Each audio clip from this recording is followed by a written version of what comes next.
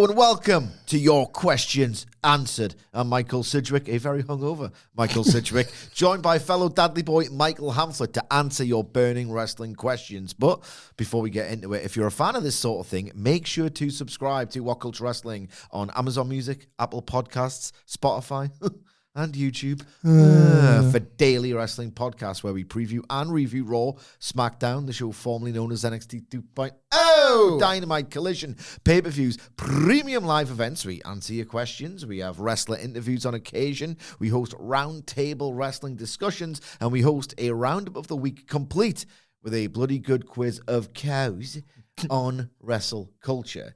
Hamflett, how are you feeling today? I sense a little better than you. I got the Friday feeling. Another SmackDown coming my way, etc. I'm super hyped about WrestleMania. 'Tis the season, Sidge. WrestleMania season. Yeah. My Christmas. Opening a new door on the Fed event calendar every day. The kind of joy you look for out of me in December and never find, because I have to remind you, that's April. Okay. Matt Rains has got a first question. Matt Rains. He's a good guy. The number one. How are you? I didn't ask properly. You alluded to our viewers and listeners that you were a little bit hungover. What were we drinking last night? 2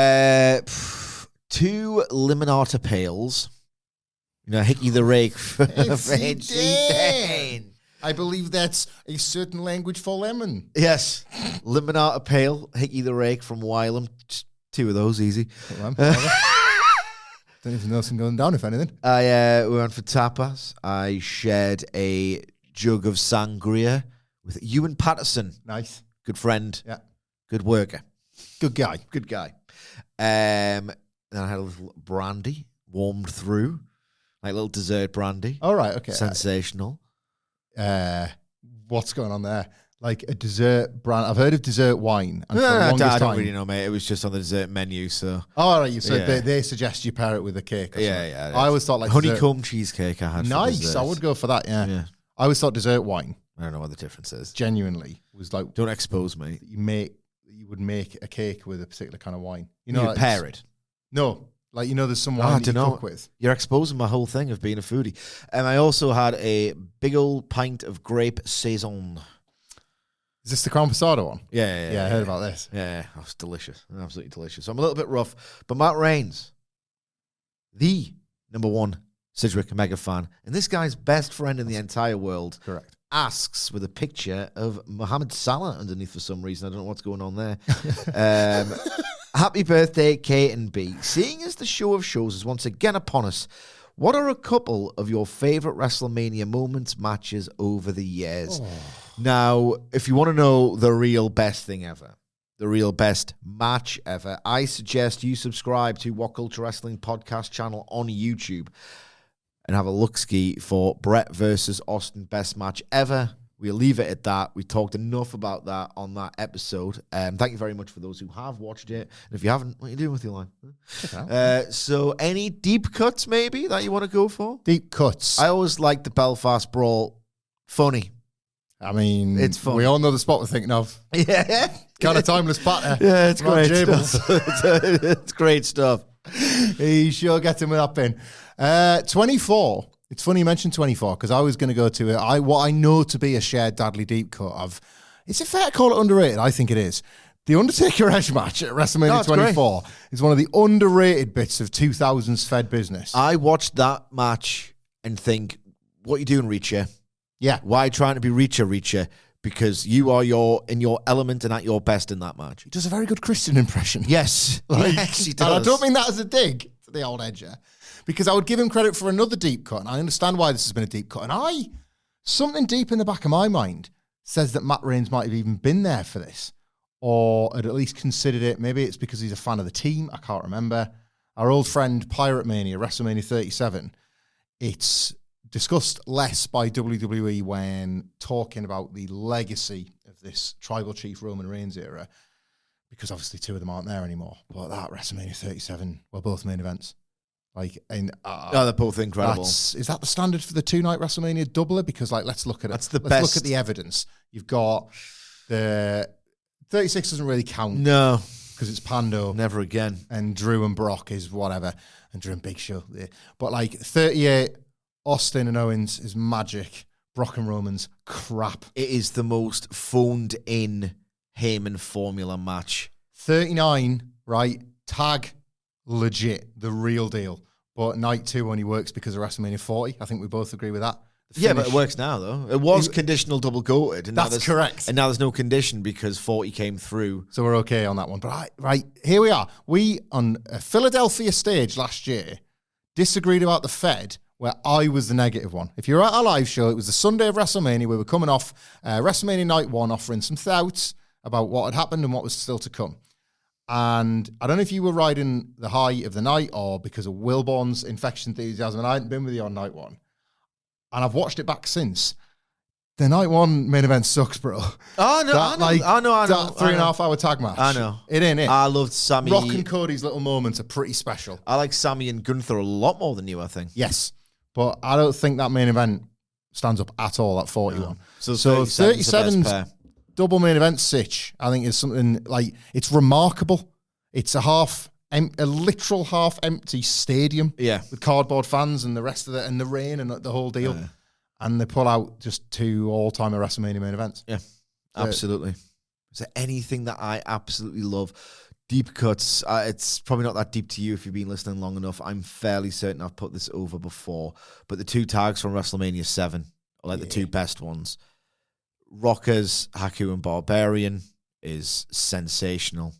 And Nasty Boy's Heart Foundation is this relentless drama of... You can understand why the Fed worked on such a naive, innocent kid, because the Nasty Boys are just precisely that in that match. Constantly just on top, bullying, snatching every little thing they can, like a really grubby performance. I think that match is unbelievable, and I wish more matches had such storytelling and brevity to them. Just absolutely no waffle or fat, or particularly from the approach of the Nasty Boys, like no attempt to make it like this sporting contest where they put their best effort in and get pops. Yeah. It's just, it was the business. Cheated to get there and they want the prize. Yeah, absolutely. On that, no fat, and there should be more attitudes taken to matches like this, especially when there's kind of at least one a month on pay-per-view in 2025. We won't talk anymore about the best match ever. But typically when you have best matches ever at WrestleMania, what then happens? Nothing can follow it and something dies. The Chicago Street Fight at WrestleMania 13 was perfect. A lot of fun. Unbelievable. The Ahmed Johnson coming out in the LOD spikes and Hawk bringing the kitchen sink set the tone perfectly. And the violence is not like laugh a minute. They've got a noose. The fire extinguisher is like powder, like peppery powder. They all look like they're really suffering with it in their eyes. It is like the tone was not meant to be comedic, but there is a bit of a joy. Yeah. It's like fun as hell. It's a garbage party match. Yeah. Somehow. And you got to follow the best match ever. Yeah. And that as we've seen, and Triple H has certainly failed enough times, but like it's hard to do. You know what match stinks on that show? 13. Guess what I'm thinking, right? Not like the main event. I don't like the tag. Thank you. Well, do you know why that's... Well, I'll give you one reason why it stinks. Because... it's Vader, Mankind, Bulldog, Owen, if you've not seen it. Don't watch it if you've not seen it. My God, it goes on forever and it just loops and loops and now loops. Now it happens. 2 sets of heels. So it's a different match every 2 minutes. Yeah. The Bulldog and Owen, boring match. The Bulldog and Owen were going to... No, it's so formless. Yeah. Why is it bad? There was... Well, for a start, once upon a time, if you can even believe it, it was going to be Bulldog and Austin at WrestleMania 13. Yeah. And this was obviously to be Bulldog and Owen's split. And Brett, understandably, had to use one of his rare power plays and be like, nope, you can't have them lose the belts. They need to be at their worst as fighting each other, tag champions that are about to fall apart, so that I can bring them back together when we reform the Hart Foundation. So the finish, especially, was a necessary evil. They couldn't belt up Vader and Mankind. Yeah. So they weren't even heading anywhere. Yeah. It was headed to such a criminally dull match given the talent involved. Yeah. So we're going to be negative about your question, Matt. Thank you very much for it. Paul, lovely fella. I met on the tour. I will not try and embarrass myself by pronouncing your last name.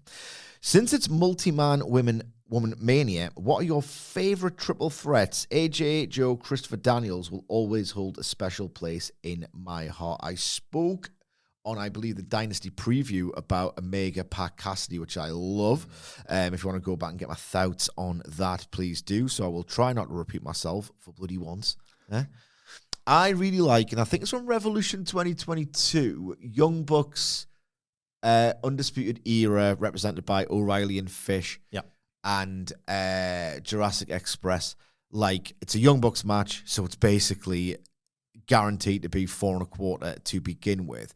But it's obviously premised on the idea that there was a super click. It's all very hazy, a lot of this stuff, especially when you go back to it now, the Paragon. If I recall correctly, well, yes, indeed, they were working together and they were part of the super click or had just formed or about to form. They were certainly tied together in storylines. I just vividly remember that match being incredible as this, back and forth, dramatic, Young Bucks, twist-heavy, vintage performance, if you like. I remember it was the first time Kyle O'Reilly, one of the few times he's truly popped me. He's never felt completely himself in AEW. It's been a almost cursed run. But there's a bit where I think he tags in or he tries to get a pin, and the Young Bucks are like, what are you doing? We need to work together, get these Jurassic Express goons out the way, and then we can have the fight. And then Kyle O'Reilly goes, I forgot. Just a really good bit of comedic acting. So whatever reason, got that in him sometimes, hasn't yeah, definitely. One for me, I guess you call it a deep cut, because somehow we're now 9 years removed from it, and there might be fans that are new to WWE or whatever. The pressure that must have been on Sasha, Becky, and Charlotte to get that WrestleMania 32 match right. Yeah. That was the relaunching of the women's division away from the Divas division. The first attempt at it had been a spectacular failure. The trio of trios. Because all the women, you were allowed 2 friends. Yeah. And then you have to fight with everybody else. Yeah. That was a mess. That was an absolute mess. The build had neutered Becky Lynch as the last kicker. If you remember, Sasha Banks just booting her out the ring to set up her and Charlotte's match. But they, to be fair to WWE, realised what they had in a babyface in Becky Lynch and put her back in. And it was those 3, not Stephanie McMahon, who had brought the quality of women's wrestling so much further up and into the conversation again. But imagine if after all of that, what was the phrase that Russo used to put in his scripts? Pyro and ballyhoo. Yeah. And all of the video packages and all of the marketing. Remember the image of them projected on AT&T Stadium? Imagine then if the match stinks. I know. And that's how it happens in women's wrestling. Well, you had your one chance and you blew it, so you never get another. It's never like with the men where you'll get chance after chance. They nailed it. That last minute under/over rotation that Sasha Banks does through the ropes. My God. Incredible. The dive to break up the figure 8, I think it is. The energy spot on throughout. And from a similar period, actually, the Rumble in 2015, I always go to Brock, Seth, and Cena. That's a piece of business. They do a great job of get him out of the way, wrestle as urgently and quickly as you can, because he's going to rise from the dead at some point. It's such that match within a match. And Cena and Rollins always had that hyperactive chemistry where it's not particularly it is well crafted and it isn't. It's just it's funny. It's like a diet Cena Punk. Yeah, Seth won't like that, but it is. Yeah. It's wrestling. Seth will have to get used to it. It's wrestling and a bit clumsy. Yeah. But really urgent and smashed fast his face and in once. sprint. Yeah, it's almost like it's obviously too fast. Yeah. If anything. Huh? I think we both agree on this one. It's WrestleMania themed. It's that time of year. 39 is better than 17. And if you needed one reason, it would be Drew and Sheamus and Gunther. Oh my God. That match stands up as anywhere in wrestling in the world, you put that one and you say, well, this can be, WWE might be nothing that you like, but that match is for absolutely every kind of wrestling fan. 17 does that with something like Rock and Austin. But yes, there was cinema elsewhere on the show. There was whatever. Shane McMahon blowing his squad. Gunther's gear in that match is unreal as well. Drew works in the white in it. Yeah. But what a match. Yeah. What a match. Unbelievable. It's everything to every wrestling fan. Yeah. Like the urgency and the violence. And no, actually, I'm going to be the one to kill someone at the end. That's just absolutely fantastic. Darius says, happy Friday from Atlanta, GA. Oh, yeah. Bad Street, Atlanta, GA. Bad Street, USA. Never been other than the airport. Me neither. I'd like to go. I'd love to go. I'd like to go one of these days. CNN in building and be like, surprised that's still standing after DX fired a tank at it. what are your thoughts on the international title and its legacy? As a big fan of both the international scene itself and the Continental Classic, I worry that they're going to consolidate the international and continental titles at All In. Worries founded. They seem to be going in that direction. They've twice all but said Omega Okada at All In, and I don't see Omega nor Okada dropping the titles. Here's the good news, right, is that you can have your cake and eat it too, and I suspect that's what AEW wants out of this. I love the international title. It's one of my favorite things in wrestling over the past 2 years. Right, like top 5, top 3. If you look at this Orange Cassidy story, every unbelievable AEW pay-per-view match, I just love that belt. I love that scene. I love its purpose. I have referred to it on several occasions as the WWF Intercontinental title, but better for its function on the card.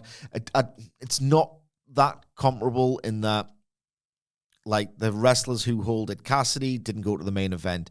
MJF dropped down from the main event to get it. It's a thing. It's not necessarily the thing that's going to propel Ospreay to the main event. He's main event ready. It's the thing that he's going to do before he gets to the main event. Yeah. So it's not as much of a vehicle, but in terms of unadulterated, your best match on the card title, it's an amazing thing. Why not have your cake and eat it too? The Continental title literally only justifies itself in 1 month, and that is December. The rest of the year, it might as well be the TNT. Means nothing. Really does mean nothing. You could have your cake and eat it too. Consolidate the titles. Keep the international lineage because it's just better. It's a better promotional tool. And defend it and prioritize it and feature it as it has been done. It's one of AEW's big success stories. And it's sort of like post-peak era, if you like. And then do the International Classic in December.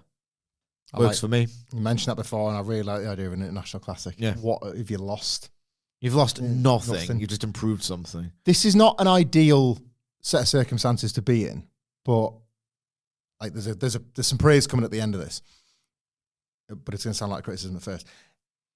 At any one time, outside of the top title, AEW, through its storytelling or a particular character, will show you what the most important belt is, regardless of what they're telling you. Orange Cassidy, when he was, and I'm avoiding saying the names in particular, when he was a champion, was the top secondary champion. Yes. For example, right? Cody Rhodes, when he had a secondary title, was the top secondary champion. And on it goes. Like, there have been tag champions, there have been trios champions. I am listening. I'm just loading something up for the next question. Through their booking and through the way they handle their characters, they will let you know what the secondary title is. And when they've introduced new belts, and it's here's an international, here's a continental, the women have like the TBS to go along with the world, and the same thing has happened there. Ultimately, you learn through watching the show what belt matters. So whilst when I was younger, would have cared way more about lineage and about prestige and about, well, yeah, but that was the belt held by so-and-so. And so I think in AEW, I look at it slightly differently. I will accept what they are showing me is the belt that matters right now. So in the consolidation of these titles, I'm massively in favour of it because there's just less competing for those spots. Yeah. I don't want to have to think, right, which one matters more this month? Is it the TNT or is it the International? Yeah. It's not the TNT, brother. Yeah. Or the Continental. But there have been times when that was it. No, right? no. I don't want to have to think about that anymore. Nope. Consolidate, and you don't need to tell me that this belt is worth more than this belt. You simply need to show me that this character is the best non-champion mid-carder at the moment. They've always done that. It's just meant that the belt has sort of switched around in priority. Yeah. Like they've sort of moved up and down like a little invisible league table. I welcome the belts getting consolidated so we don't have to think about the league table anymore. Yeah. I'd love them to go back to a world title and a secondary. Yeah, International would be the one. You'd take International over TNT? Yeah, I think the TNT really has been, there's been some nice reigns here and there. And the start of it was unbelievable, but like even going as far back as that Scorpio Sky, Sammy Guevara nonsense in 2022, it hasn't been in great health for a long old time. Now there's spell tainted without TNT. God, let us humour through that. Yeah. So I was reluctant This is basically an excuse to put over a tweet of mine. I was reluctant at first to answer the next question because I worry that we sometimes. I shouldn't worry. You do the SmackDown coverage twice a week. It's good, isn't it? That I was going to lose a lot of people who follow WhatCulture Wrestling, not WhatCulture Soccer. Okay, Because right. it's a soccer-themed question we've got next. I Right. don't want to necessarily alienate people. But maybe there is a market for football wrestling crossover. Okay. Because I tweeted the other week, Rusev, Aleister Black, and Andrade are the Murata, Lukaku, and João Felix of wrestling. Never settle, hardly worth a bother, but they get the big money over and over again. 2K on that bad boy. So maybe there is a market. I only know Lukaku from that list, but like I'll let you explain the joke for me as well So as like giving the name. basically, Lukaku, his inclusion in the tweet was questioned, and I'm thinking, yeah, I probably could have thought of a third better, but Lukaku has gone for like 80 odd million or 70 odd million, what feels about 4 times, and he's won one major honor. Okay. And it's just like that outlay surely doesn't warrant a little bit more, you know? Yeah. Murata is a guy who seems to get, again, he has gone from big club to big club to big club, getting you 15 goals a season, just not good enough, but strikers, it's gold dust, man. It's rare to get a good striker. People will play over the odds, over the market value for a striker, and he's a beneficiary of this inflated transfer market. And João Felix is just like, everyone's had a time. Okay, right.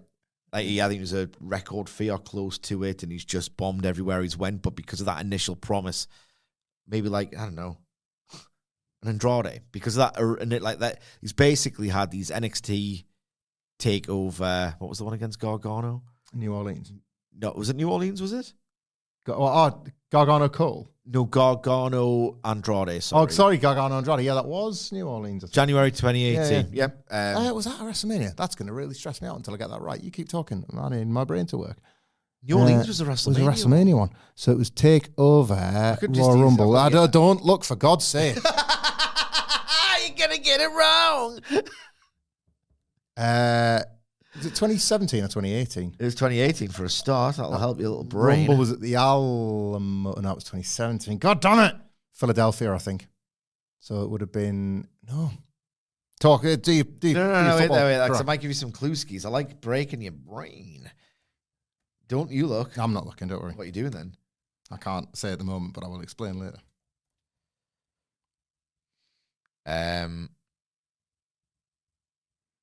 Yeah, it was takeover for Philly. Hey-o! Dr. Fed's back. Dr. Fed is back. Surgery was temporarily closed. Yeah, because the So- Rumble was at Philadelphia, wasn't it? It was the men's and women's Rumble. It was a really great Rumble.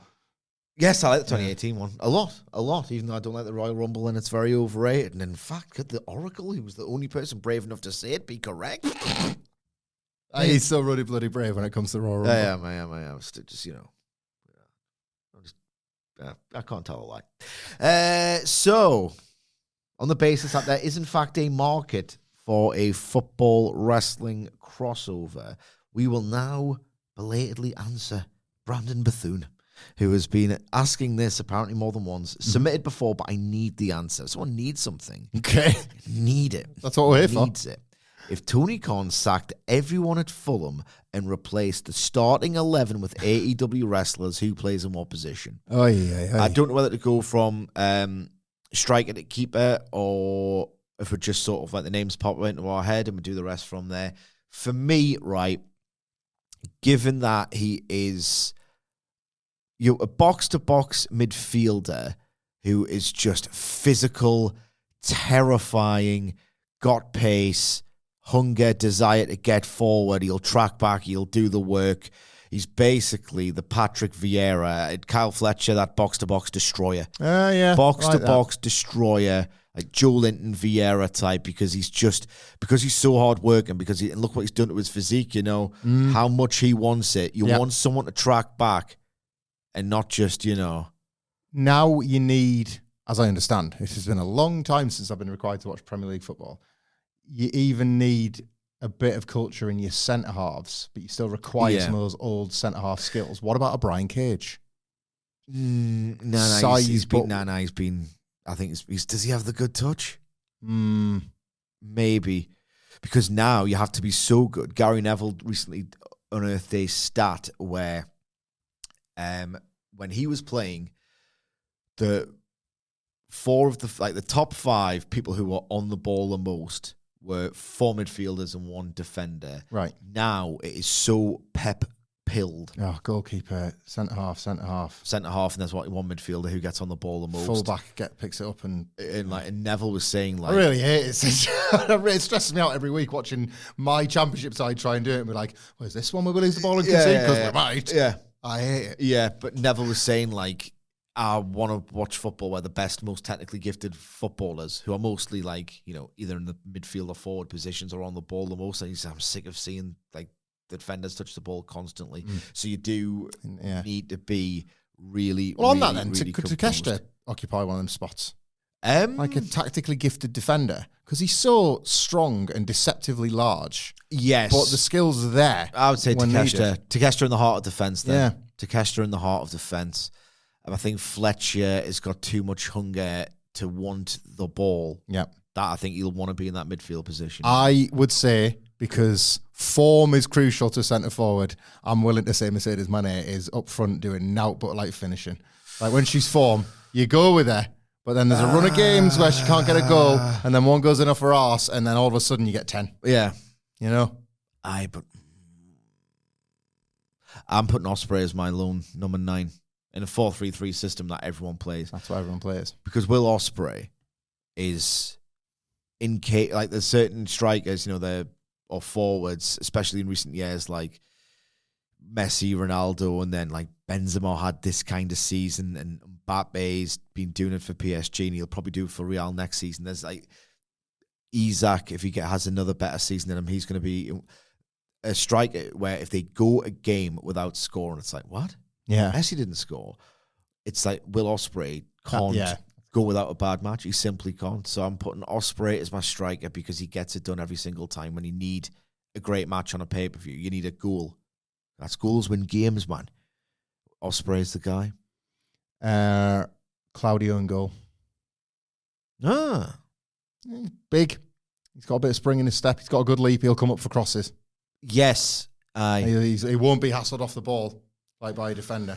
Mentality-wise, though, I wonder if he would sort of shrink in the old spotlight scheme, because he's had main events like against Rome and anything. You're suggesting in a penalty shootout he'd crumble? A little bit. I get what you're saying. He's a little bit of a dad joke having, do we have to like, nice-ish guy. For a keeper, you need an animal. Do we have to give this Moxley? Because I don't really fancy him in any other position. Let a few goals in a few. Scored quite a few own goals lately. You need someone who's a bit, keepers are mental, man. You ever heard that? That's what they say. So who is like Mark Briscoe? There's somebody with, again, good range, good leap. He's not going to get muscled off the ball. Like the froggy bull, Yeah. And he's got that devil in him. Mark Briscoe, keeper. Aye. Yep. Absolutely, absolutely. Now you need someone who can get the crowd up with a tackle, especially now that we've got a increasingly sort of sanitized football crowd, where at times, like even the great footballing hotbeds like Anfield and St. James's Park have been criticised for the lack of atmosphere this season, despite even the success that both teams have had on the field. Newcastle United won the League Cup. I heard a rumour. It got whispered around these parts. Yeah, and Liverpool are on course to win the league, but both sets of fans have criticised themselves, basically. The game is changing. Willow Nightingale has such a bond with people that she could be, like putting 2-footed tackles in and then going, come on, and getting the crowd up, and people are going, oh, yes. And like a lot of footballers, fans always, us included, kind of forgive the odd iffy performance. Yes. Always forgive. Yeah. Because like next week comes around and like she's on the team sheet and like, oh, thank God, Willow's playing. Same as when she's on the card. Willow Nightingale's wrestling. Excellent. Yeah. Yeah, I like that a lot. And she can pounce people off the ball. Like a good tactical fouler. What we maybe look like a shoulder barge, but because she's so good at the pounce, where it's like you've basically thrown someone to the ground. The refs shoulder barge. The refs like her. Yeah, she get away with some fouls, I think. So I'd put her in midfield alongside Fletcher. You need technical wrestlers with a lot of pace. but who also have positional awareness because it's such a attacked area now. I'm putting Pac in there as a fullback. I was Pac and Ricochet. Is that a bit route one? Just go for those two, or like? I know Ricochet is kind of got that maverick. He'll want to play in the wide forward role and try and get some glory. Yeah. I think Pac, if you look at his footwork and how good he is at like taking counters and stuff, and his ring positioning is unbelievable. He's always where he needs to be, and it's like he can sprint to where he needs to be and then stop dead in his tracks. I think he'd be one of the best fullbacks in the league. Who else though? Kenny Manager for his tactics. Yeah, for his ability to come up with a game plan. I'd say he's got the best mind in wrestling, so I want him in the dugout. I wouldn't bother watching the press conferences. But then is he so good as a wrestler that he would just have that coach effect? Doesn't always happen. Tells the dressing room at half time that he wouldn't have played. It wouldn't have signed him. It was the chairman who signed him. I wouldn't have signed him. I should be in charge of transfers. That's it. He can't work under a director of football.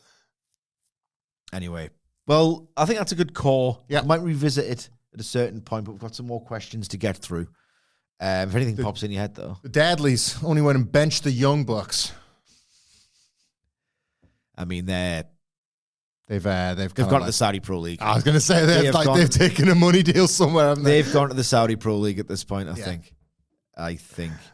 Right. Hank McCoy says, hello, gents. Which WrestleMania events had both brilliant matches and a great build?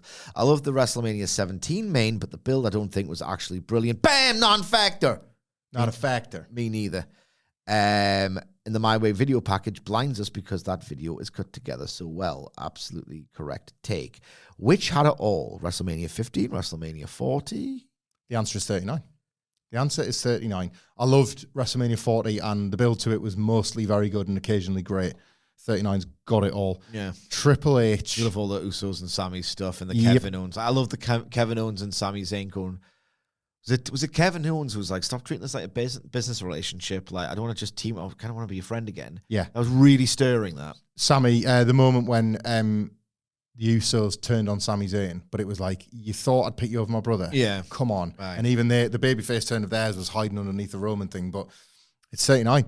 Triple H spent 2022, and there's some good stuff in there, but he spent 2022 figuring out not just what he liked, but what worked about what he liked, and how to, I don't know, like take what wasn't a total dumpster fire in the tail end of the Vince McMahon era and then make hay with it. And ultimately that just amounted to pushing the stars. The last thing WWE had before Vince McMahon resigned in disgrace for the first time was a few obvious stars. Now, Triple H was without Cody Rhodes, but that was actually a positive rather than negative because he knew he had the Rumble. Yeah. I got Cody back at the Rumble, and he's going straight to the WrestleMania main event. So that, taken care of. But who are currently stars that I can preserve? Gunther, Rhea Ripley, and the Judgment Day brackets general. They're en route to putting Dominic in this group. I'm just going to see this through. Yeah. So there was a few select acts that were really over, and he's like, right, nurture them. Piss about doing your Tommaso Ciampa dresses Harley race. For some inexplicable reason, try and get Dexter Lumis over again. You're going to still work with the things that you like until you figure out that the audience don't like those things. It's wild to go back. I think it'd be really fascinating content-wise to revisit just how Triple H coded it was, and when did the pivot to, they don't like this, I need to... He deserves like a little bit of, loads of credit. Raw is Triple X is the night when I was like, this has all come together. Yeah. This has all come together. DX was stood down by Imperium. Yeah. Bray Wyatt, like RIP, was never a Triple H guy, but the intent of that Undertaker moment was for Triple H, like, we're going with you. Yeah. You've had this enormous return presentation. Everyone's already called you the next Undertaker. We'll now make that real.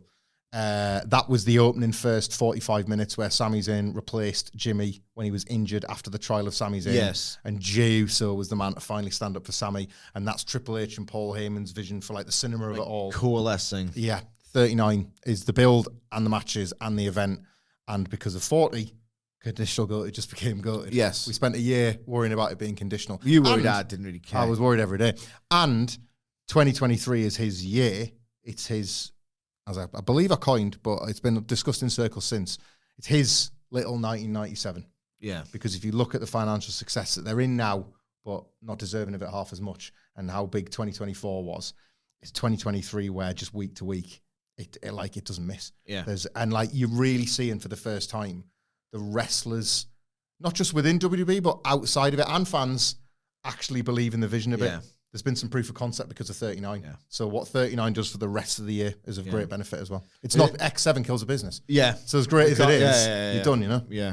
It's one of those where it is often one or the other, like Warrior Hogan, 6, better match, weirdly considering that Warrior was in it, than Savage Hogan. But Savage Hogan, I mean, that might be the very best story they ever told. With the money payoff. And the amount of like buys it got. So it is often one or the other. 15's a good shout because it is not as good in the ring as 17. It's a really quick and like open and shut finishing sequence for me as well at 15. But as silly as it was in terms of the plotting, where, McMahon's given up the title shot, it's gone to Austin, and like, no, we'll have to have a steel cage match. I think he did a fantastic job from Survivor Series onwards of elevating Rock, delaying, just have a second megastar babyface, and Foley, like all the stuff they did to get The Rock over in particular to that level was just sort of quite majestic booking, considering it was penned by, of all people, Vince Russo. But an interesting question that 15, just quickly, as a nice comparison. And then you've got the beer bash, beer bath, you know. It is, it's great, you know, but like 15, just as a comparison for now, here we are in 2025. I just think you brought up a really good one the other day about something else we were talking about, SummerSlam 99, and like Vince McMahon acquiescing to Steve Austin's request to not put over Triple H. 99, you'll remember this, like the company could have acquiesced to put Mick Foley into that main event and didn't. And it was like a bit of a harsh call, but you're going to be the ref. You're going to get your moment, but the business is Austin Rock. Yeah. Sorry, Mick. And it was better for it, correct? Of course it was, What did they do next year? 4-way, compromise, acquiesce. Where are we at here in 25? Multi-man's acquiesces. Like, it's just interesting that, like, even then Mick Foley, My God. Is it fair to say that some of the people for whom compromises have been made are nowhere near the sentimental favourites of a Mick Foley? And even in 1999, they were like, sorry, Mick, mate, it's just not, that's just not how the cards are falling. Yeah. And it's just here, it's like, you get a match, and you get a match. You get what you want. Say no again. Yeah. Some goddamn balls, Go on, Paul. What's your balls, Paul? Don't call them balls, the fact, do they? But he would. Jack, this is probably going to... He ain't made of plastic. That's what he'd say. Yeah. Try to be... you could do an hour on this. Jack, MMA, WWE, wants us to rank the eras of WWE. 2002 to 2022, the worst. Yeah, and then you can incorporate Ruthless Aggression, even though, as I will insist until my dying day, it's the same as Attitude Era. Tone, format, literally everything. It's identical. I hate that there's another name for it. I really hate that. I understand that the Attitude Era did really end, but let's not call it Ruthless Aggression. Let's just say Attitude Era, Diminished Return Era. Okay, that's what we'll call it. Catchier as well. And much catchier. Yeah. And that incorporates PG. And then there's always like, what was it? The Reality Era. What? No, these titles, I don't mind the these question, titles. But I just think we should be allowed to rewrite the... Some of the fan voted like consensus names for these eras are hopeless, rubbish. One of the worst, because this 20 year, you can break it down into so many little subcategories. 2009, 2010, guest host into anonymous GM role. Yeah. Era. Like, that is, to me, way more of a defined era where the identity of the show was, there's no identity anymore. Yeah. Like, brand first, John Cena is his most John Cena as a babyface. The laptop making the text message noise is the bit. And you've got a celebrity every week with, like, diminished returns understates how weak those celebrity appearances were. Yeah, Bob Barker was good. Raw's on 52 weeks a year. Yeah. And they did the guest host for about, like, 18 months. That's like... that's bad. That's bad stuff. We were talking about WrestleMania 25 in the office today. Like, that, they ain't got nothing going for it. Shawn and Undertaker nearly getting close to retirement and that. It's like... What are we going to do? Yeah. Where are the wrestlers? Where's the talent, you know? Vince Brain Soup era is really something because I don't know when that starts. I think maybe 2018 because Jinder winning the belt is the moment because too many people waved that away. It's bloody hell. But we're watching it going, you just can't do that. What, Jinder? Jinder winning the title. Yeah. You cannot. There has to be something sacred. That's 2017, right? But as bad as that was, and it's just, like Vince can still effectively promote a Vince guy in Strowman, right? Yep. So he hasn't completely lost it yet. It's trash. And as you say, pretty much more often than not has been since 2002, okay? But there's a definite shift to, oh my God, has this man got dementia? Like, I'm serious. Like, I'm not trying to be insensitive to people who have experienced it in my life and very recently as well. Lily chasing Shayna Baszler down a corridor. Yeah, in like 2019. Yeah. All of it. You know, that Vince has literally kind of lost his mind, you know. Shame when most other people do, not for him. But you know what I mean? Like, that's another different era as well. Yeah. Like, it is different bad, incomprehensibly bad. Yeah. There are people who maintain, you know, in insider Twitter circles or whatever, like, no, like, he would forget matches that he booked the week before, and that would explain why you're seeing them again. Well, Carter got wrong on the same episode. Yeah. Just the number of people. The guy is like old and he cannot do this anymore. He shouldn't be doing this anymore. So that's a different era. So I don't know. The era's question is hard. It's so in terms. I don't really necessarily have a favorite era. I like certain elements from different ones. Like, I love the goddamn bodies and the look, that red, white, azure, blue of not so much the golden era, because I've got this weird thing where I'm like, 1986, that looks too old. Yep. 1987, is that the WrestleMania 3 card? Those aren't the guys that I first watched. Yeah. I remember feeling that was old when it's literally 3 years before the stuff I grew up on. It's the season finale of the Worldwide Wrestling Federation, WrestleMania 3. There's still a few guys that were working for Vince Senior that are getting the dance, but out of the way, yo. Yeah, out of the way, yo. Even bigger, glossier neon guys, yeah. So for me, my nostalgia is 88 to 91. I just love that for, like, I just want total comfort and just the glow, like listening to Heenan, Ventura, Gorilla, you know, like Mean Gene, Fink. Ah, God, I used to be a business. So for nostalgia and look and presentation, and in part booking, that for me, but like so many of the matches are incredibly effective. I love the noise of the crowd of like, going, yes, the babyface has done a comeback. I mean, it's electrifying. The wrestling version of your thing about how you can't write an 80s song anymore. Yes, exactly. Yeah. It's too earnest and sincere. Yeah. I love the sincerity of the crowd during those days. It really is something else when you go back and watch it. I mourn that kind of sincerity. I really, truly do. Match quality and booking, New Gen's got a great shout for that. So much of the Attitude Era is dated, and I'm loath to say this, but like, I almost feel guilty when I go back and watch some big Attitude Era angles because Mr. McMahon was simply too good of a TV character. Like, he's a monster of a bloke. So glad he's out of it. And I hope something bad happens to him. So, I hope something just happens to him. Yeah. Justice. But my God, he was too good. He was too goddamn good. I catch myself. Sometimes it'll come up on like an Instagram reel and like whatever. He pops and you think, I don't want to do that anymore, but the guy was unbelievable. I like different elements from each. I like the stupid CTE stuff in the Attitude Era. I know it's irresponsible, but some of it's just so, like, I have an animal inside me, and that animal is satiated when I see that stuff. I know it's bad, and I know Foley shouldn't have taken it as far as he did, but my God, it's compelling. What have you got, like, favorites? Favorites, because it fits enough of the description. Levesque era, if anything. Yeah. Right now, 2023 and 2024 mean a lot to me.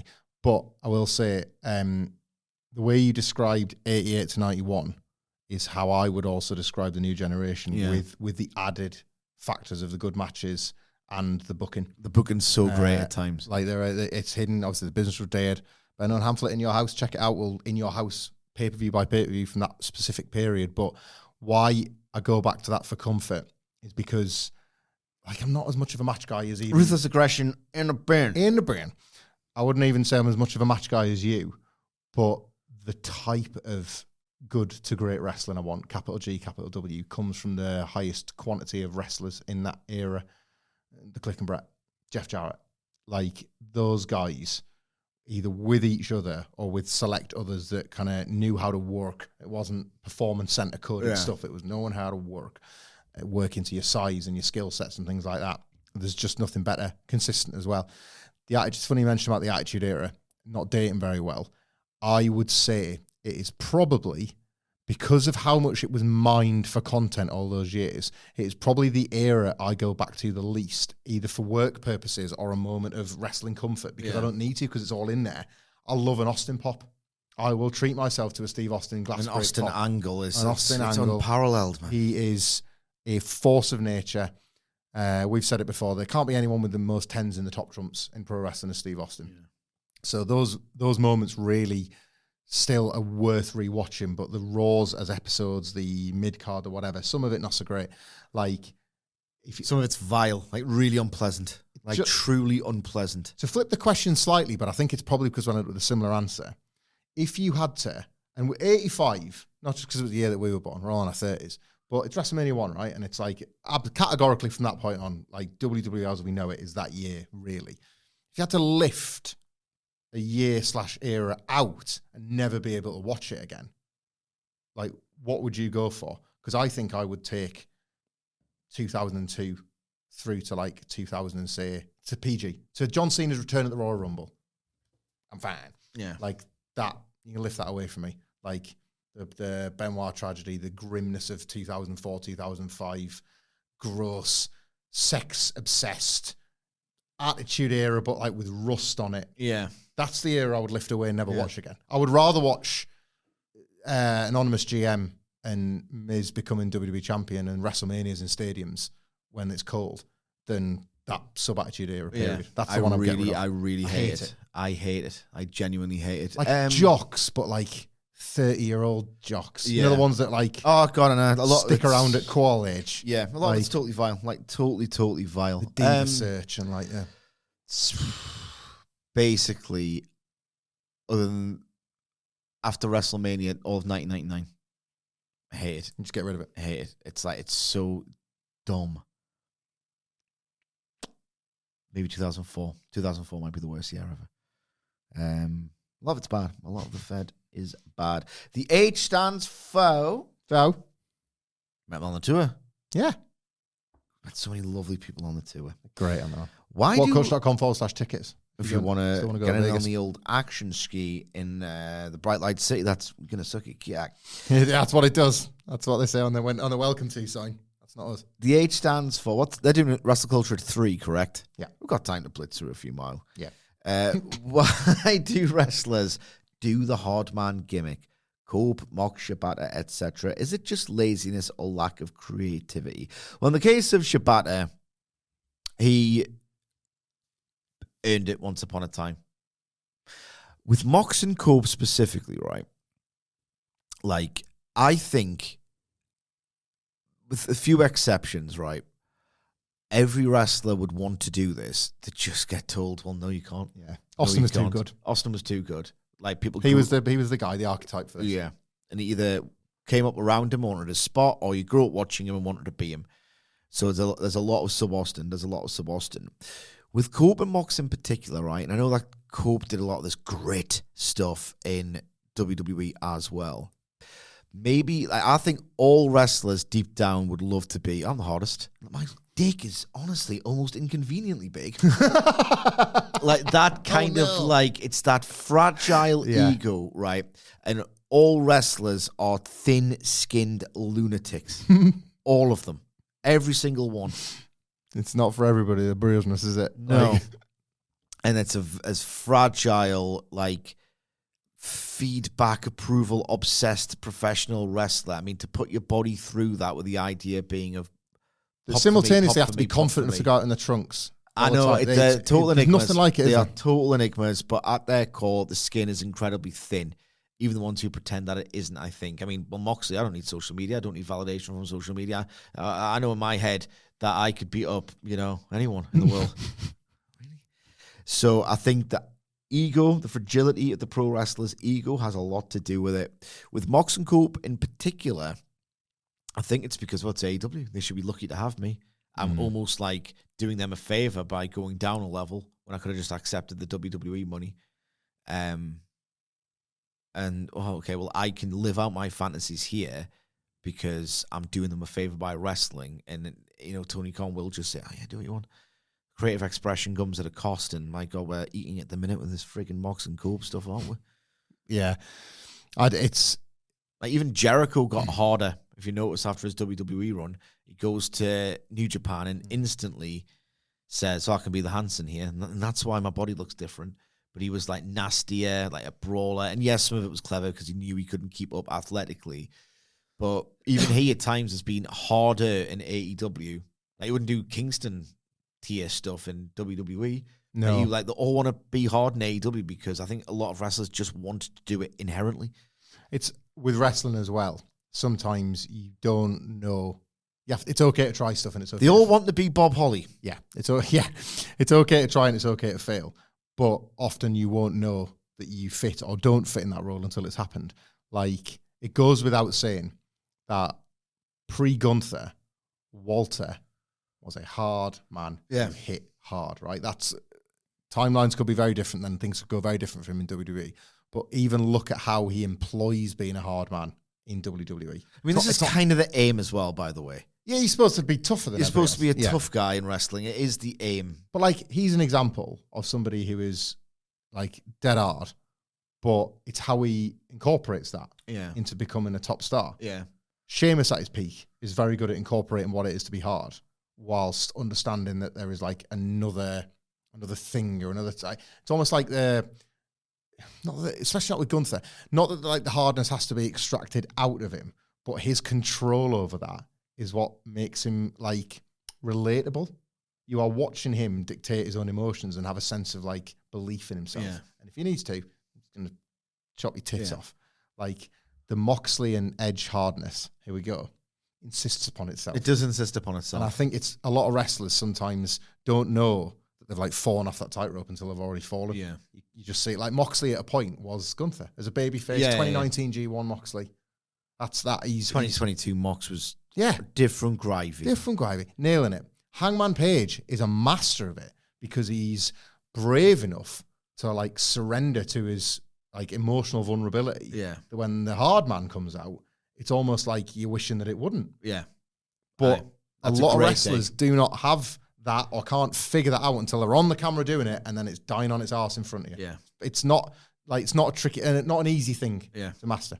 I think that is pretty psychology degree to answer the question in full, but I thought it was very good, so we've answered it. A few more.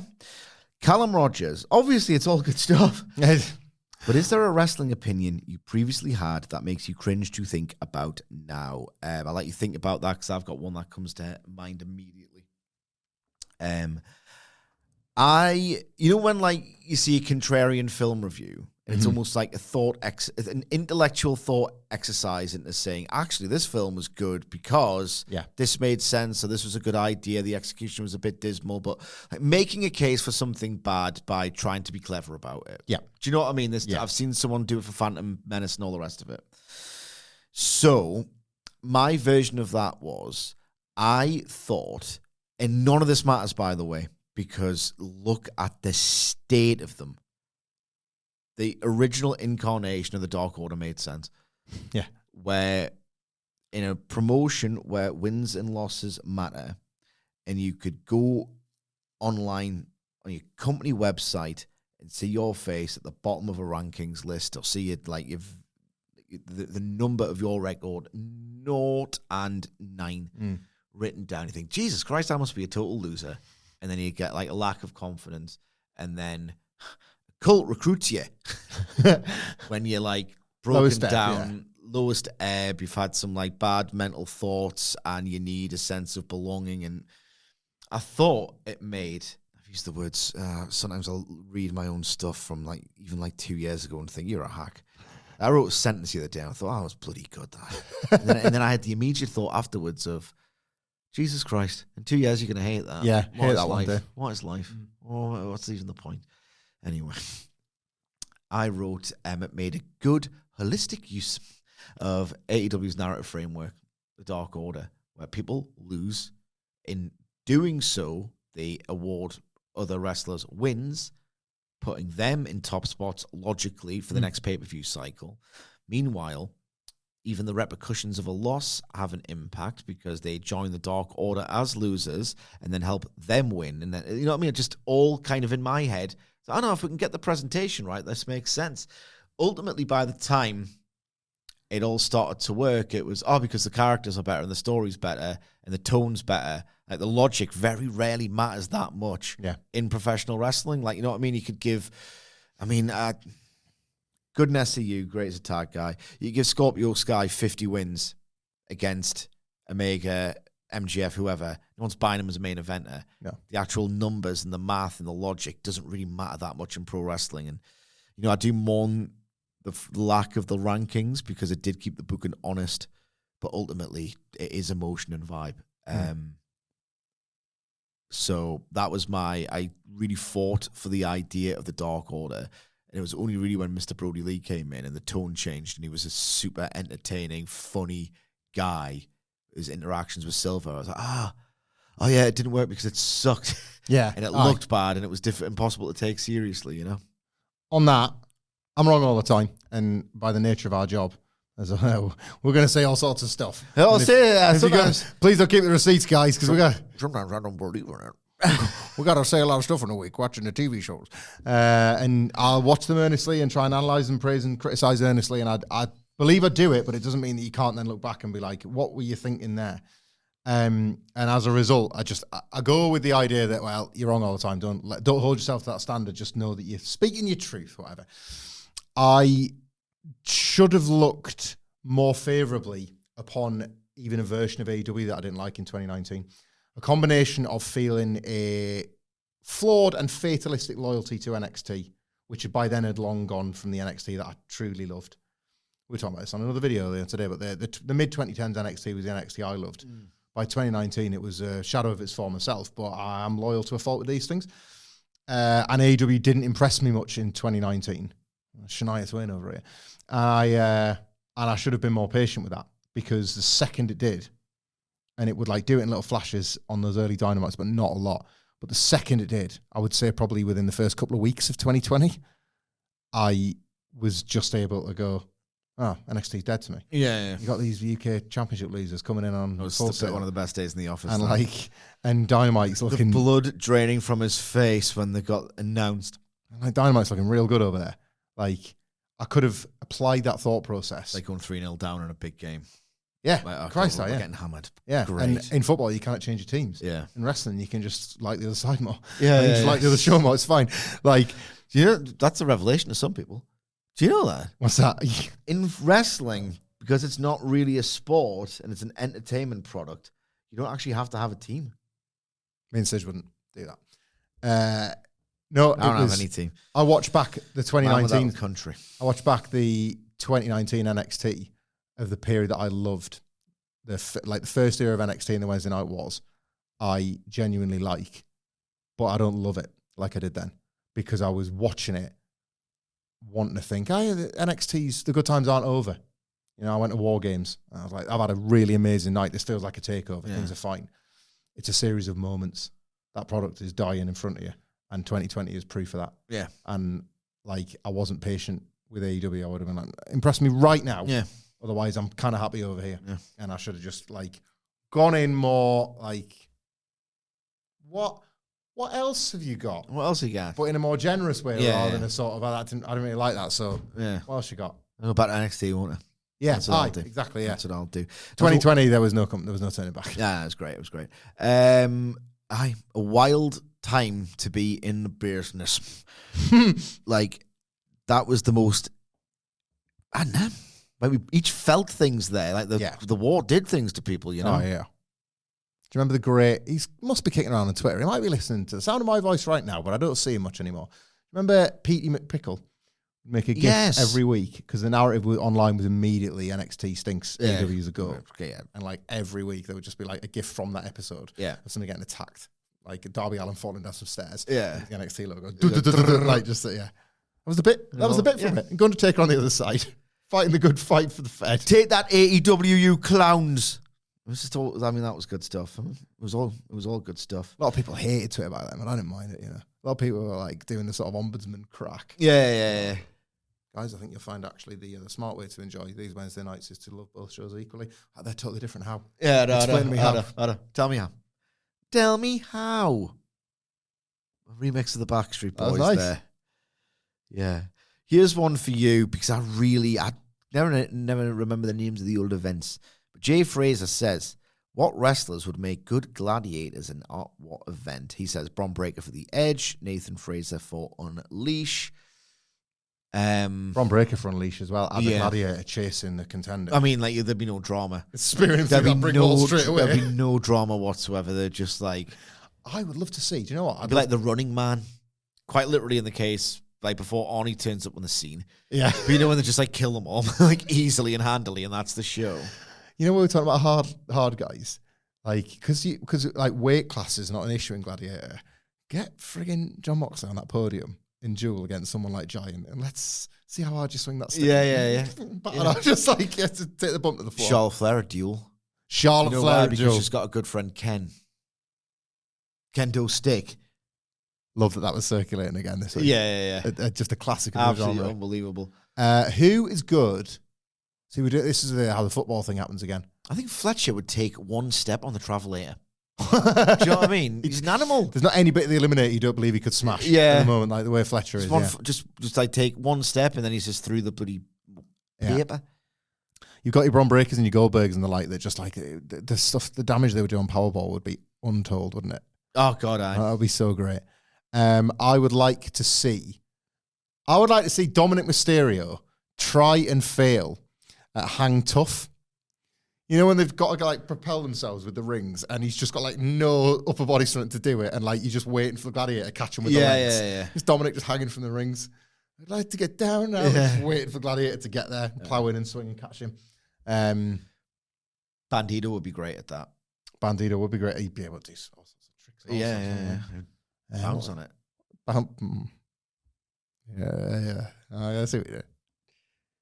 Do you want two more? I can't think of any more events. I'm in questions, bro. Oh, yeah, if you want, yeah. Sorry, Gladiators final this weekend, and I can't watch it because our eldest is at his grandparents on a Saturday night, and it's a very serious family thing, so we have to wait until Sunday to watch. I mean, that's a first world problem. Serious family, but it's Saturday night, isn't it? What else are you going to do? Talk to each other? Goud. That's what you said. Yeah. I think the hit list backs. That's all right. You're going to go to the hit list. What's that? Yeah, you know, it's in the hit list, BBC game show. It's like you got like 3 seconds to name the intro or something. It's a buzzer type situation. Makes you feel good. Makes your ego feel big. All right. I know what that is. Because I know song titles and bands. I'm the smartest, no. I think I'm the smartest guy in the house. You got like 2 kids, including a 12-year-old and a 9-year-old, and my wife who doesn't really care. So we've got 2 more questions that I've selected anyway. Again, thank you. Sorry if we didn't get around to it. I've just seen Scott Colson and Eric Vasquez ask questions, and I was like, we'll get to it, yeah. You've missed the cut off. But we've got 2. Fraser Cranium says, Happy Friday. If you could Freaky Friday yourself, another bloody legend we met on the tour. Yeah, Fraser's lush. Yeah, he is. If you could Freaky Friday yourself into the body of any wrestler and then take said wrestler with their body in your devious and brilliant mind and put them into any story, arc, or match, past and present, with control over the creative, then what would they look like? I think that I would put myself in the body of Hangman Page, and then when CM Punk goes, Hangman Adam Page, that's not cowboy. That's coward. I would go, are you sure about that? Because he was too mild-mannered, or maybe he wasn't there, or whatever. Yeah. I would have went, play my music. No. Do the music and I'll do the actions. You're getting Lana's music there. And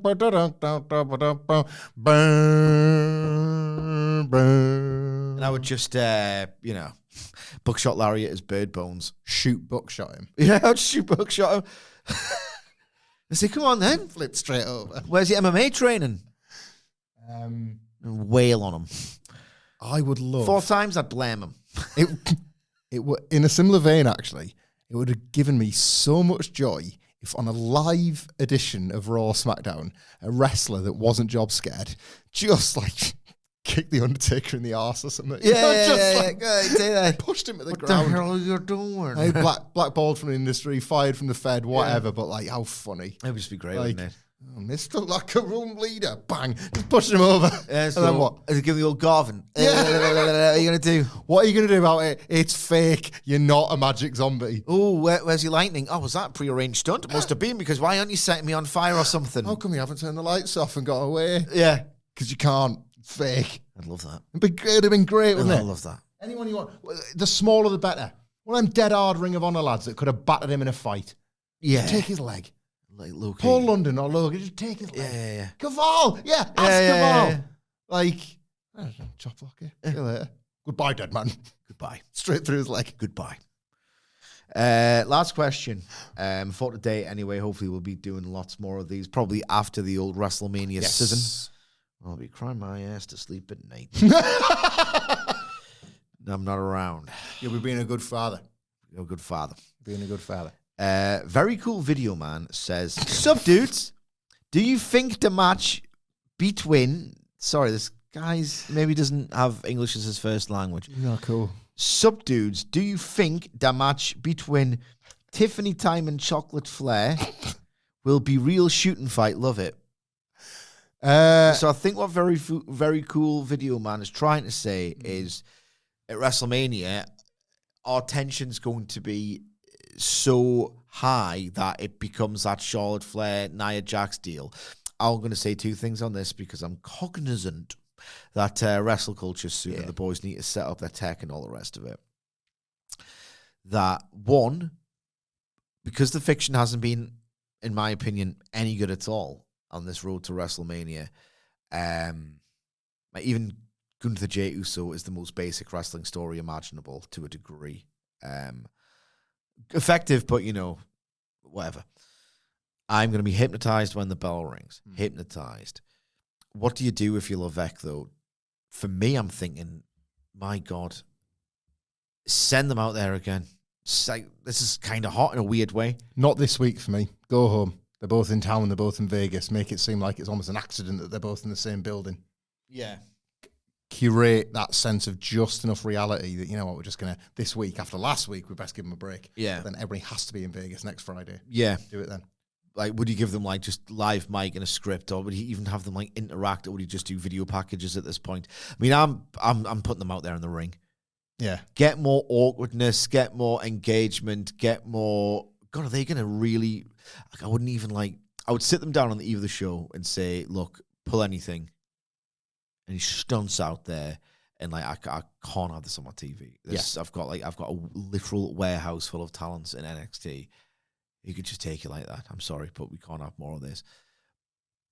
But I would do that on the days before WrestleMania. I'll just let them do more of this, me. There's a good news, bad news on this. Sort of they currently don't like each other. Can they trust each other? Can they work together, etc.? The bad news is you get something like Brett versus Shawn, who never, until the first 10 minutes of the Montreal match, truly realised the benefit of their dislike for one another. Yeah. When they could have, like, made serious money. Or at least made matches and memories far greater than the Iron Man match and the bulk of everything else they did. The good news is a more recent example of two wrestlers that just very evidently hated each other with a segment that went off a cliff. Had a match that came so great on the night. One of those people, Charlotte Flair. Yeah. Because the belt swap with Becky Lynch was a disaster on an even bigger scale than the Tiffany Stratton segment. And that match at the Survivor Series was as real as it got. And they, like, I don't know how it was as good as it was, knowing the terms that those two were on. There's a Becky Lynch promo that piss-poor terms, digital exclusive, where she's in tears, and you can just tell it's real. She's like mourning the loss of a friendship and the fact that they still had enough of a brain to go out there and do it in the ring. Do business. And yet everything else has been lost. It's great they've made friends now, but like that version featuring one of the players, no less. If you can harness just enough of it where once you get backstage, cry your eyes out and be like, geez, that was too heavy. But under those bright lights, you can make magic on a grander stage. Yeah. Like, if you can get that, I think this has been the best for everybody. Yeah, absolutely. Like, and that's how maybe chuck them through some counselling afterwards to make sure they're all right. I don't know, but if it turns out all right in the night, then that's just 10 times better than it would have been. It's just an egomaniac being challenged, knocked off a perch. It's funny. It is absolutely funny to me. Is it funny to you? Let us know in the comments below or on X at WhatCulture WWE. Whilst you're there, you can also follow Michael Hamflett at Michael Hamflett. You can follow me at Sidgwick. I've got a very specific sell. It might not be for you, but if you like a lot of self-indulgence in your podcast, the SmackDown preview should still be available, as will WrestleCulture. It's all going to go haywire next week when the rest of the lads are traveling stateside. I'll be here doing a bulk of writing because I don't have any pals. So we don't know what WrestleMania season will bring. As much as we can. Our coverage, but they're going to do as much as they can. Yep. And what gets done, I guarantee you, on the WWE side of things anyway, will be extremely enthusiastic content because this guy is vibrating daily. So that's what the podcast schedule might look like next week. We don't know what's going to happen, but it will be goddamn enthusiastic. Don't forget to like, share, and subscribe for daily wrestling podcasts. Thank you very much to Hamflett for joining me today. Thank you very much for watching, listening. And we will see you soon.